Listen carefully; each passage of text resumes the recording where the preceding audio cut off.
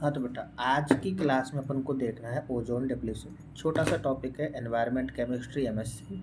बहुत important topic होता है, एग्जाम के बेसिस पर आता रहता है और जनरल नॉलेज वाली चीज़ है कि कैसे ओजोन का डिप्लीशन होता है। ठीक है, तो शुरू करते हैं। अपन को ये चीज़ तो अपन को जनरली पता है कि ओजोन है क्या। अपने एटमॉस्फेयर के अंदर ओजोन्स की लेयर है, उसी का डिप्लीशन हो रहा है। तो सबसे पहले इंट्रोडक्शन से बात कर लेते हैं कि ozone layer is a region in the earth atmosphere that contains a high concentration of ozone gas. ठीक है, तो यानी कि ओजोन गैस जो है अपने एटमॉस्फेयर के अंदर क्या करती है, उसकी कंसंट्रेशन ज़्यादा है और ज़्यादा कंसंट्रेशन होने की वजह से क्या होता है, एटमॉस्फेयर के अंदर वो एक लेयर की फॉर्म में हो जाती है। इट इज़ लोकेटेड कहाँ पर मिलती है, अपने स्ट्रेटोस्फियर में। और ये स्ट्रेटोस्फियर कितने रहता है, अबाउट 15 to 30 किलोमीटर्स के अबव रहता है अर्थ सरफेस। यानी कि ज़मीन से देखी जाए तो 15 से 30 किलोमीटर के ऊंचाई पर क्या मिलेगा आपको, स्ट्रेटोस्फियर मिलेगा।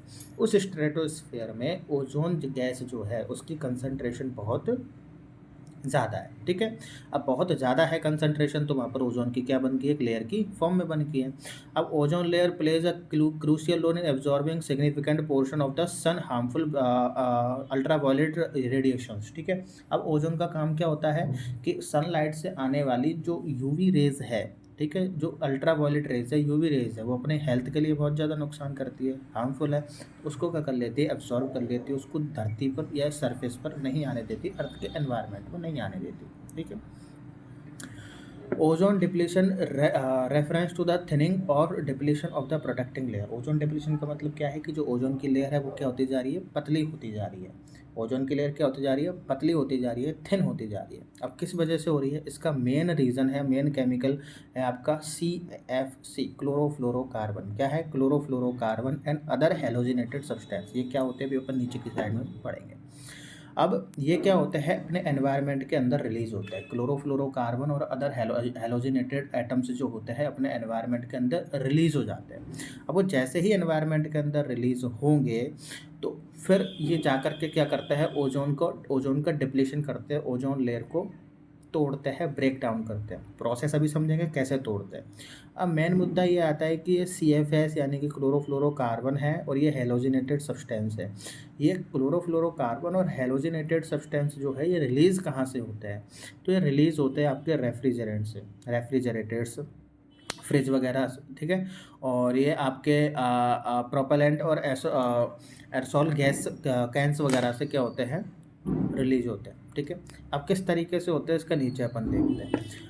तो hairs how ozone depletion happens, कैसे होता है। तो सबसे पहले क्या होता है, ओजोन डिप्लीटिंग सब्सटेंस रिलीज होते हैं, ozone depleting substance. Ozone depleting substance कौन सा है, क्लोरोफ्लोरोकार्बन और हेलोजिनेटेड सब्सटेंस। ये क्या हो जाते हैं, रिलीज हो जाते हैं किसके अंदर, एनवायरनमेंट के अंदर।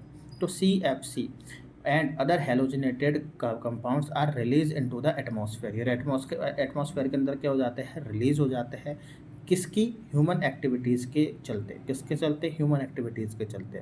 कौन कौन सी एक्टिविटी जैसे हो सकती है, इंडस्ट्रियल प्रोसेस हो सकती है, यूज ऑफ सर्टेन प्रोडक्ट्स हो सकते हैं। काफ़ी सारे ऐसे प्रोडक्ट्स हैं जिनको यूज़ करने से, इंडस्ट्रियल प्रोसेस से, कोल वगैरह से, रेफ्रिजरेटर्स वगैरह से, AC वगैरह से, इनसे सबसे गैसेस वगैरह निकलती है बहुत हार्मफुल वाली। ठीक है, वही क्लोरोफ्लोरोकार्बन और हेलोजिनेटेड कंपाउंड्स होता है जो कि अपने एनवायरनमेंट के अंदर आ गए। अभी एनवायरनमेंट के अंदर आ तो गए, अभी करेंगे क्या, तो break down of the ozone depletion substance. अब क्या होगा यहाँ पर, when these compound reach stratosphere, जब ये क्लोरोफ्लोरोकार्बन और हेलोजिनेटेड कंपाउंड कहाँ पहुँचेंगे, आपके स्ट्रेटोस्फियर में पहुँचेंगे। कहाँ पर पहुँचेंगे, स्ट्रेटोस्फियर में। तो स्ट्रेटोस्फियर में जाकर क्या करेंगे, ये केमिकल रिएक्शन करेंगे। क्या करेंगे, केमिकल रिएक्शन। और ये केमिकल रिएक्शन कहाँ से होती है, सनलाइट से आने वाली जो UV रेज है, अल्ट्रावायलेट रेडिएशन फ्रॉम द सन।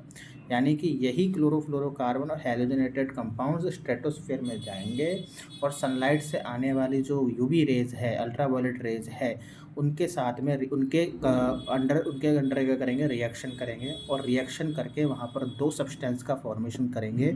एक तो है आपका क्लोरीन, एक तो किसका फॉर्मेशन करेंगे, आपका क्लोरीन का, और एक करेंगे आपके ब्रोमीन का फॉर्मेशन। ध्यान रखना दोनों एटम इंपॉर्टेंट है, क्लोरीन एंड ब्रोमीन एटम का क्या कर लेंगे, फॉर्मेशन कर लेंगे। अब क्या होगा, ओजोन डिस्ट्रक्शन, यानी कि ओजोन टूटेगी। अब the release of chlorine and bromine atom act as catalysis breaking down ozone molecules into individual oxygen molecule। अब ये ब्रोमीन और क्लोरीन एटम क्या करेंगे, ओजोन मॉलिक्यूल यानी कि ओजोन का जो मॉलिक्यूल है, अब ये ब्रोमीन हो या क्लोरीन हो, ये क्या करेंगे, ब्रेक डाउन करेंगे ओजोन के मॉलिक्यूल को और इंडिविजुअल ऑक्सीजन मॉलिक्यूल में कन्वर्ट कर देंगे, या फिर इंडिविजुअल ऑक्सीजन एटम्स में क्या कर देंगे, कन्वर्ट कर देंगे। बात आई समझ में।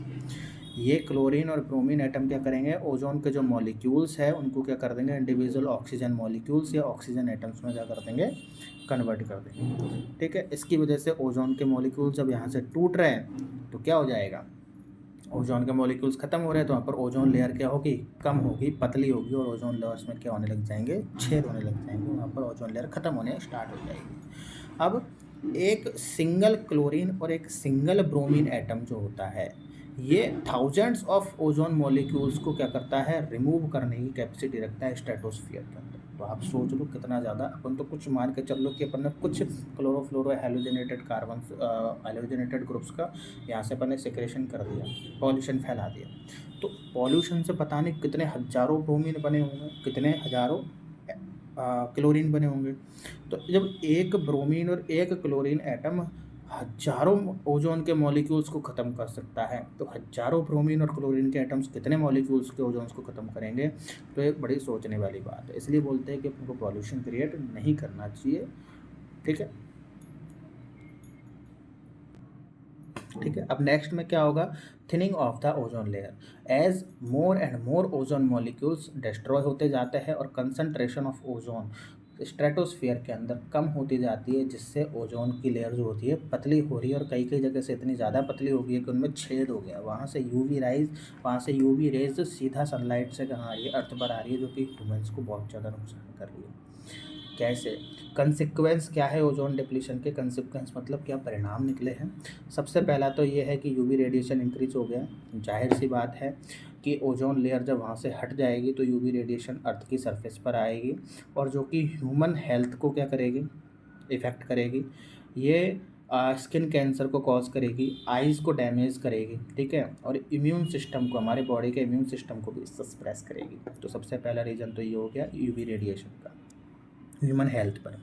दूसरा, एनवायरनमेंट पे क्या इम्पैक्ट आएगा, एनवायरनमेंट पे अगर यूवी रेडिएशन का लेवल अगर बढ़ जाएगा तो प्लांट्स हो, चाहे एनिमल्स की लाइफ हो, चाहे प्लांट्स की लाइफ हो, या अपने आसपास चल रहा हो इकोसिस्टम हो, या फिर ये एग्रीकल्चर की प्रोडक्टिविटीज़ हो, ये सारी क्या हो जाएंगी, डैमेज होने लगेगी। ये सारी पे क्या आएगा, इफेक्ट आएगा। तो सबसे पहले तो ह्यूमन लाइफ पे इफेक्ट, फिर लिविंग ऑर्गन, प्लांट हो गया, एनिमल्स हो गया, इकोसिस्टम हो गया, और आपका एग्रीकल्चर लाइफ, इन पे क्या आएगा, इफेक्ट आएगा। ठीक है, क्लाइमेट भी चेंज होते हैं। ओजोन डिप्लीशन क्लाइमेट को क्या करती है, चेंज करती है। ठीक है, तो ओजोन डिप्लीशन की अगर हम बात करें तो ये डायरेक्ट ये ग्लोबल वार्मिंग में भी है, ग्लोबल वार्मिंग भी कॉज कर सकती है। समझ में आया, क्यों, क्योंकि इससे भी क्या बन रही है, आपकी ग्रीन हाउस गैसेज में भी क्या कर रही है, कंट्रीब्यूट कर रही है, और पूरे के पूरे क्लाइमेट को क्या कर रही है, चेंज कर रही है। ग्रीन हाउस गैसेज की वजह से ग्लोबल वार्मिंग हो रही है, ठीक है, और क्लाइमेट को क्या कर देती है, चेंज कर दे रही है। ठीक है, तो ये था पूरा, ये एड्रेस आप पढ़िएगा, ये प्रोटोकॉल्स वगैरह है, कब कौन सा प्रोटोकॉल साइन हुआ था और किस प्रोटोकॉल में क्या बोला गया था। ठीक है, ये जनरल नॉलेज है, ऐसा आप लिख सकते हो। ठीक है, अब दूसरी चीज़ मैं आपको यहाँ पर एक चीज़ बताऊँ कि अपन जो एमएससी लेवल पर पढ़ रहे बेटा, तो उसको इस पैटर्न पर अगर अपन लिखते हैं तो अपन अच्छे नंबर को क्या कर सकते हैं, गेन कर सकते हैं। भाई पहले अपन को कोई भी चीज़ होती है, मान के चलो आपका ये क्वेश्चन 5 नंबर्स के अंदर आया ओजोन डिप्लीशन, ठीक है, तो आप थोड़ा सा इंट्रो देंगे, फिर आप उसके ओजोन डिप्लीशन के फैक्टर्स लिख देंगे, फिर उनके कंसिक्वेंस लिख देंगे। ये दैट्स सफिशिएंट होता है, और ये सारी जो नॉलेज है वो सारी इंपॉर्टेंट है।